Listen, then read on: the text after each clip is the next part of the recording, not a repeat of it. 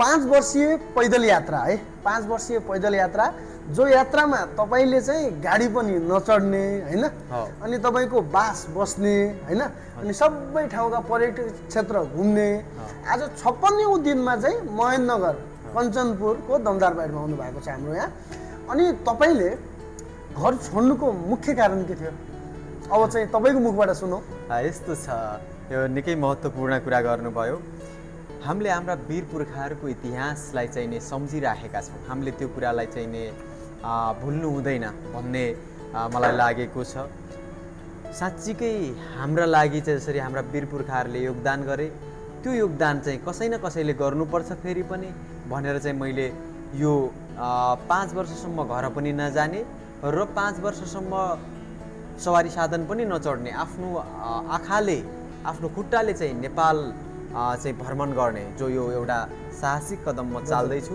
यसले युवा पुस्ताहरूलाई चाहिँ प्रेरणा त साँच्चीकै दिन्छ र म जो एउटा चाहिँ नि पुस्तक लेखन अथवा डकुमेन्ट्री जो गर्दैछु यसले चाहिँ आउँदो पुस्ताहरू सँगसँगै सरकारलाई पनि अवश्य टेवा पुर्याउँछ भन्ने लागेको छ।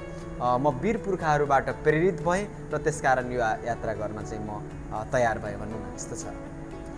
अनि अबको यात्रा तपाईको सुदूरपश्चिम जिल्ला नै छ सायद हैन? अनि सुदूरपश्चिम जिल्ला छ, सुदूरपश्चिमको हजुरले अधिकांश ठाउँ पनि घुमिसक्नुभयो।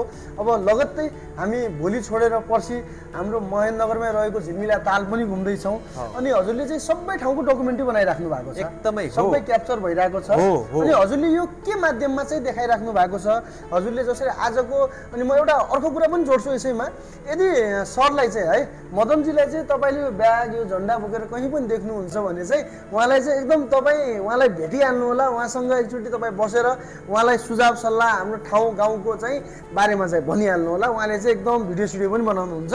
अनि आयो फेरि म त्यही कुरामा, हजुरले जुन भिडियोहरू बनाउनुहुन्छ, जुन तपाईँले डकुमेन्ट्री लेख्ने भन्ने कुरा भन्नुभयो, तपाईँले अघि ड्रोनका पनि सुटहरू तपाईँको मैले पेजमा देखेँ होइन? अनि त्यो चाहिँ हजुरले चाहिँ लाइक कुन पेजबाट, लाइक युट्युब, टिकटक, फेसबुक के छ हजुरको माध्यम? हो, मैले सुदूरपश्चिममा चाहिँ तपाईँहरूको 9वटा जिल्लामा 6 महिना बस्ने गरी आएको छु। मैले 2वटा तराईका जिल्लाहरू कम्प्लिट गर्दैछु अब केही दिनमै, र अब बाँकी 7वटा जिल्लाहरूमा छिटै जाने तयारी हुँदैछ। भोलि रेस्ट गरेर पर्सि चाहिँ हामी झिलिमिली ताल जाँदैछौँ, जहाँ झिलिमिली तालमा चाहिँ त्यहाँको दृश्य, त्यहाँको चाहिँ सबै कुराहरूलाई मजाले देखाउनेछौँ, तपाईँहरू हेर्नुहोला।